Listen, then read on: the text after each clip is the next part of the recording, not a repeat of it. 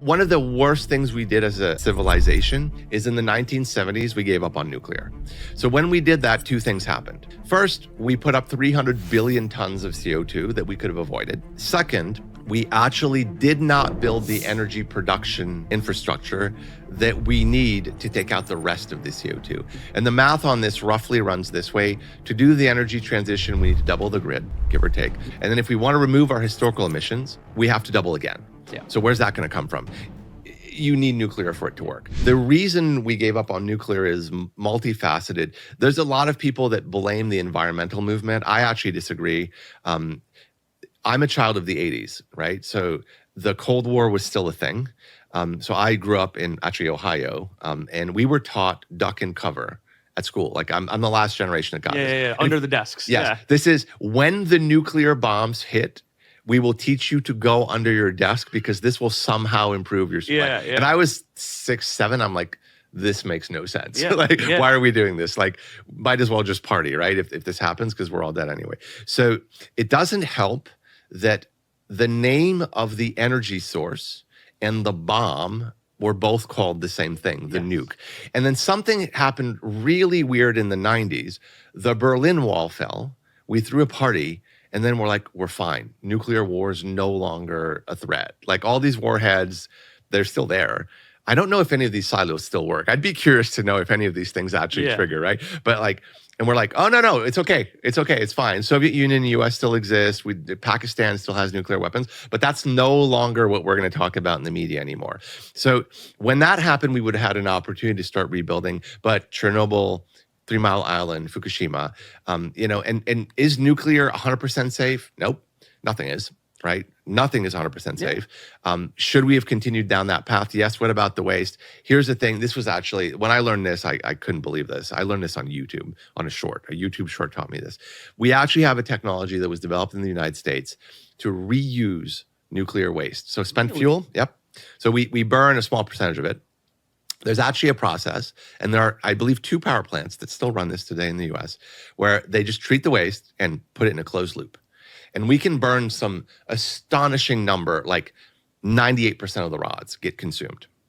In the 1970s, the Carter administration permanently banned the use, building, or export of this technology. They said, we will no longer build any of these plants.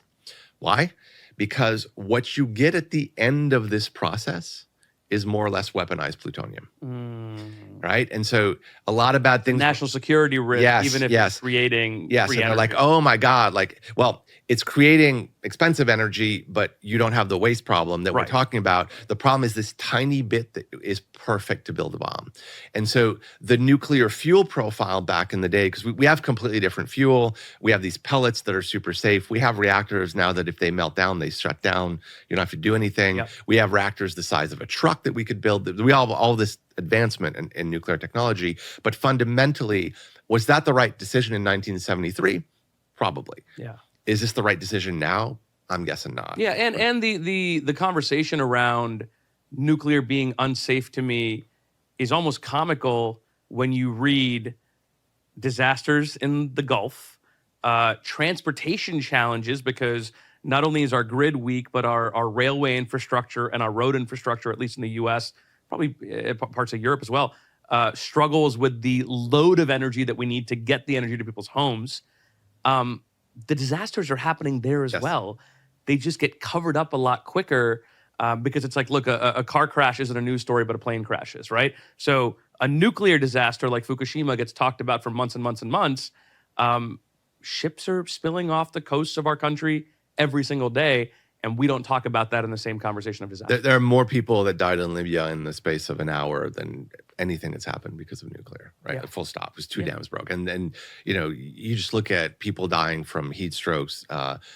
Turns out breathing in air that's full of wildfire smoke is really, really bad. That just shortens your life expectancy by a decade right there. Yeah. There's no doubt climate change will kill more people in the pandemic. There's no doubt. The only question is, when and how does. So this whole safety issue is completely wrong at the end of the day. Yeah. But we could build really, really safe plants. And there's actually another thing that I don't think people appreciate. There's a book called Where's My Flying Car, which is really interesting. It has almost nothing to do with climate. It's about energy and technological progress. And there's a really, really interesting thing about, I think it's called the Henry Adams curve, how much energy was available per capita in the history of time. Yeah. And so you start with humans and their muscles, and then we have we figured out how to get a horse to do stuff for us. Then we get the low pressure boiler, then the high pressure steam engine, then the internal combustion engine, and then you get nuclear. And what you see is it's basically following a parabolic curve, back to parabolic math. And in the 1970s, it all stops. Today, per capita, we have the same energy budget available than when I was born. And it's because we stopped nuclear.